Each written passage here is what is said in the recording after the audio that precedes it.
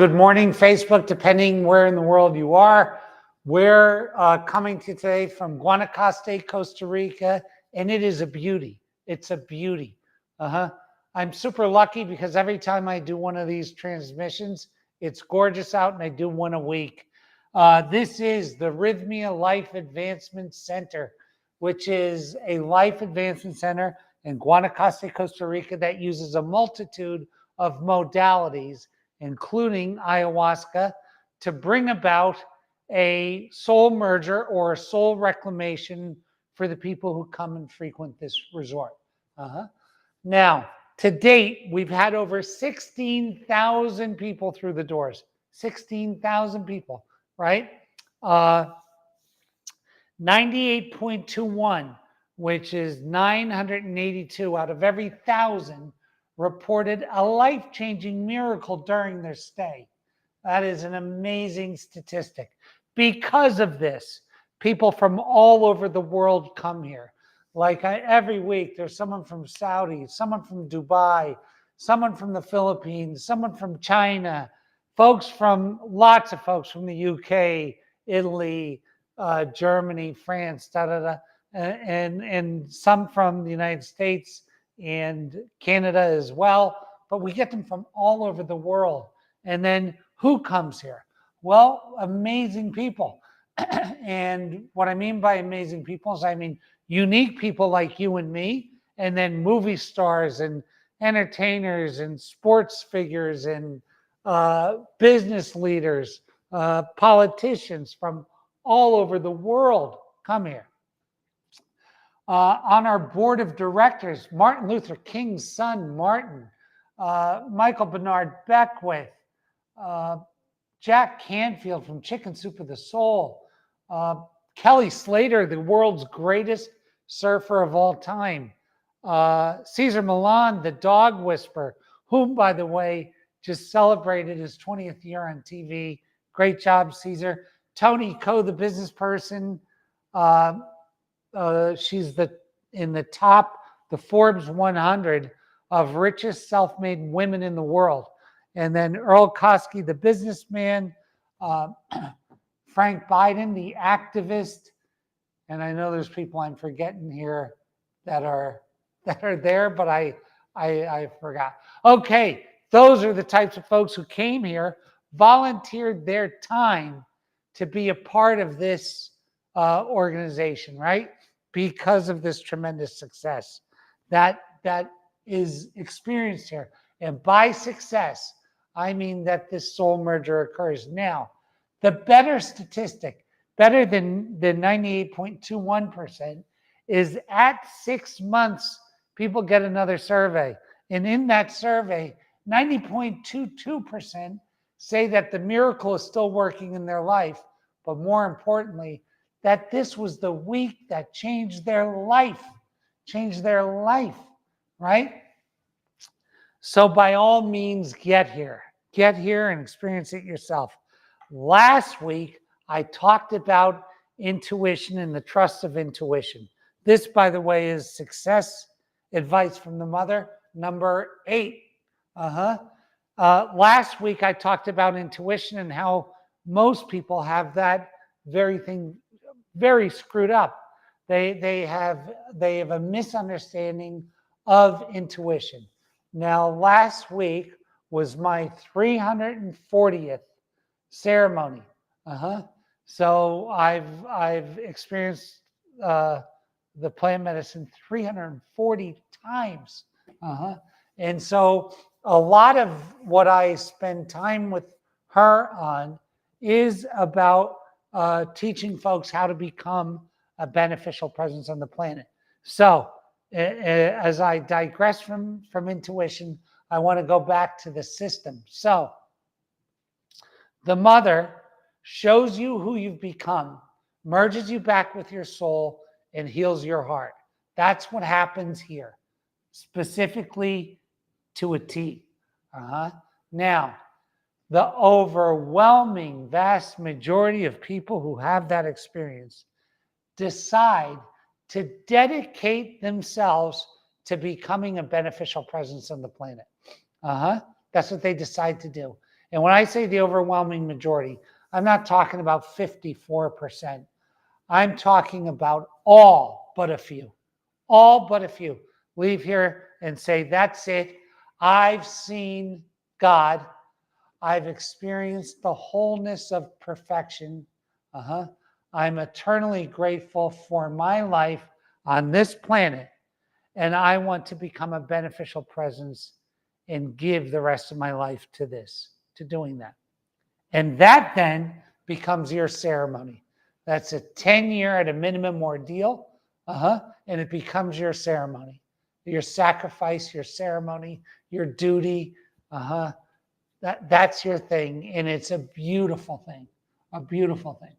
Now, in that process, I talked about intuition and how some people don't even really use intuition or use intuition as a subcomponent, because when they had the vision of deciding where they wanted to be, how they want to become a beneficial presence, they have thought about so many different scenarios and have such a clear picture of where they want to be that in 2 seconds they can tell you if your proposal gets them closer to it or further from it. They can tell you in 2 seconds if having a relationship with you gets them closer to it or further from it. So they use intuition.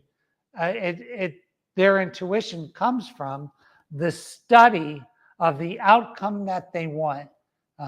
The endless hours of study over the outcome that they want. So for some people, that's what makes up half of the intuition. The other half comes from a merged place of spirit, of subconscious, of conscious, of gut. What is gut? Gut is there to keep you from being killed. Gut is usually a fear response to keep you out of harm's way. And all of these things are merged into intuition. And what I said last week was most people's intuition is wrong. And people said, how can you say that? I had a lot, and I can tell you how I can say it. So most of us always talk about the 1%. What does that 1% look like? Usually monetarily successful, which, by the way, is the byproduct of mastery, which is the byproduct of becoming a beneficial presence on the planet, or a product of becoming a beneficial presence on the planet. So number one is this financial, energetic gift from the universe, monetary success. Number two, great relationships. Number three, great family. Number four, great employee and business people relationships, great community relationships. That's about 1/2 of 1/10 of 1% of the population. So think about that. You need 200 people to get one of them that has all of that going on. Now, the other 199 people used their intuition.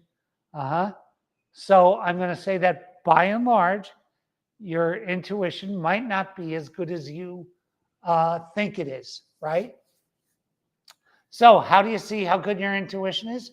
Look at your track record. Real simple. Look at your track record.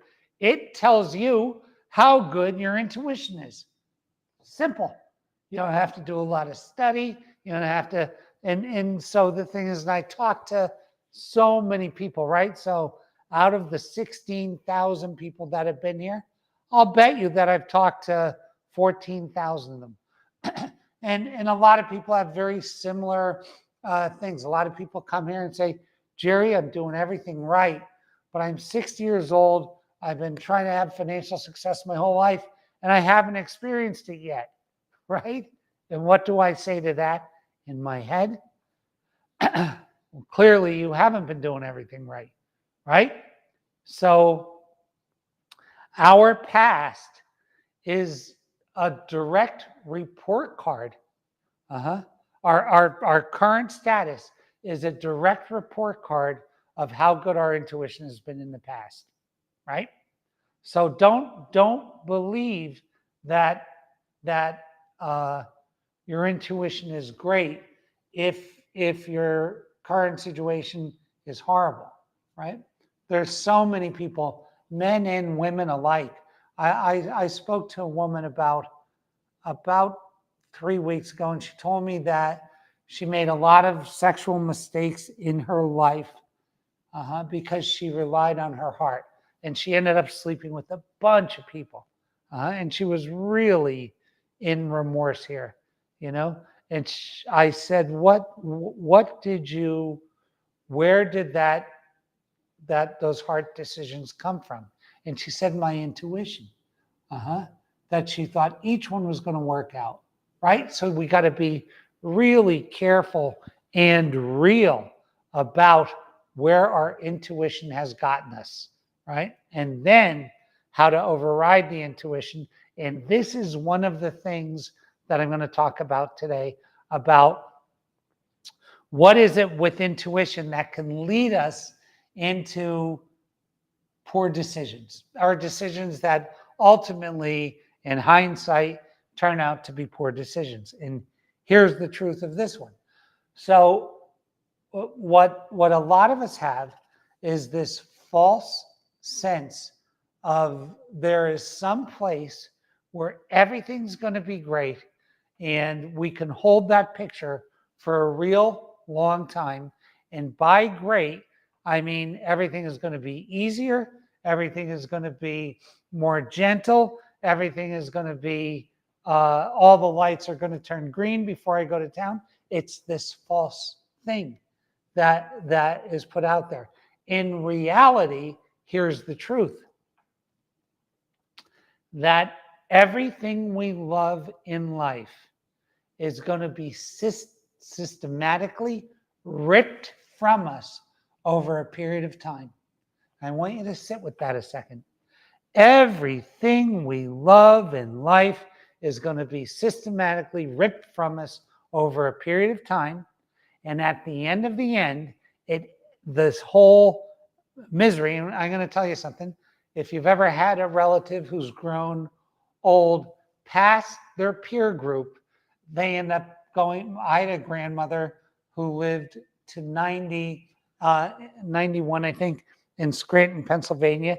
And she spent the last 10 years of her life going to funeral homes, to wakes and funerals for all of her friends.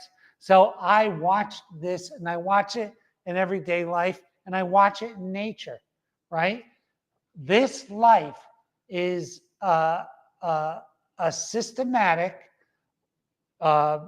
unit of loss. It's just going to be more loss and more loss and more loss. And that is the truth of the truth. So, where our intuition tends to make a mistake is when we seek ease and comfort. It's the intuitive mistake is that brings me closer to ease and comfort, when in fact the juice in life, the good decisions, the greatest benefits come from most likely doing the harder thing for the greater good. So that involves hyperbolic discounting. I can put up with temporary discomfort for an easier situation later, right? And by easier, I don't mean that life is going to get easier.